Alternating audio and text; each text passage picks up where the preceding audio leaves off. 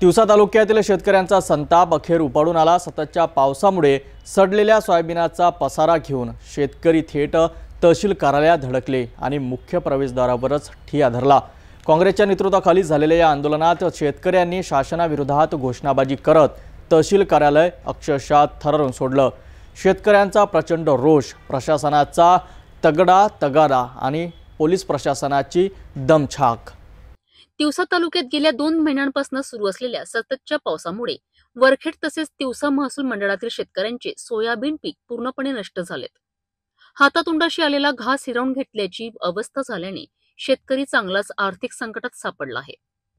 काँग्रेस पक्षाच्या नेतृत्वात तालुक्यातील शेकडो शेतकरी सडलेल्या सोयाबीनचे पेंडके घेऊन थेट तहसीलवर धडकलेत। तहसील कार्यालयातच शेतकऱ्यांनी सडलेल्या सोयाबीनचा पसारा केला आणि जोरदार घोषणाबाजी करत तहसील परिसर दणाणून सोडला।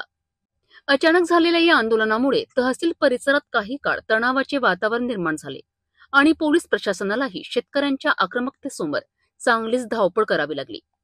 मागील 15 दिवसांपूर्वी शेतकऱ्यांनी नुकसान भरपाईसाठी आणि विमा परताव्यासाठी कृषी व महसूल प्रशासनाला निवेदन दिलं होतं।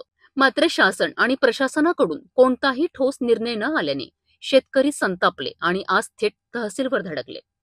मुख्य प्रवेशद्वारावर शेतकऱ्यांनी ठिय्या धरल्याने अधिकारी, कर्मचारी आणि कार्यालयात आलेल्या नागरिकांचीही चांगलीच कोंडी झाली। अखेर पोलीस प्रशासनाच्या मध्यस्थीनंतर तहसीलदार मयूर कडसे यांनी शेतकऱ्यांशी संवाद साधत नुकसान भरपाई आणि विमा परताव्यासाठी आवश्यक ती कारवाई केली जाईल असे आश्वासन दिलेत। या आश्वासनानंतर शेतकऱ्यांनी आंदोलनाला तुर्तास स्थगिती दिली। या आंदोलनात सामाजिक कार्यकर्त्यांसह तालुक्यातील शेकडो शेतकरी मोठ्या संख्येने सहभागी झाले होते।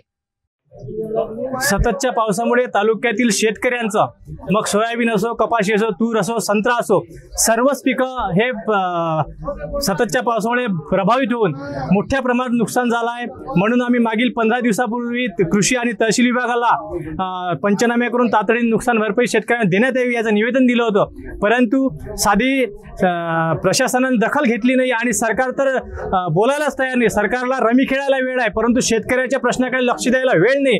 म्हणून आज आम्ही या ठिकाणी शेतातील सोयाबीन घेऊन प्रत्यक्ष तहसीलदार साहेबांना दाखवण्याकरता या ठिकाणी आणलं आहे आणि तहसीलदार साहेबांना सांगितलं येत्या दिवाळीपूर्वी जर शेतकऱ्यांना मदत मिळाली नाही तर आम्ही याहीपेक्षा उग्र आंदोलन या तहसील कार्यालयासमोर करू। शासनाने तातडीने नुकसानग्रस्त शेतकऱ्यांना मदत जाहीर करावी ही शेतकऱ्यांची ठाम मागणी आहे। अन्यथा पुढील काळात आंदोलन अधिक तीव्र करण्याचा इशारा काँग्रेसने दिला आहे। या आंदोलनानंतर आता सरकार काय भूमिका घेणार हे पाहणं महत्त्वाचं ठरेल। शेतकऱ्यांच्या अपेक्षांना न्याय मिळणार का याकडे सर्वांचं लक्ष लागून आहे।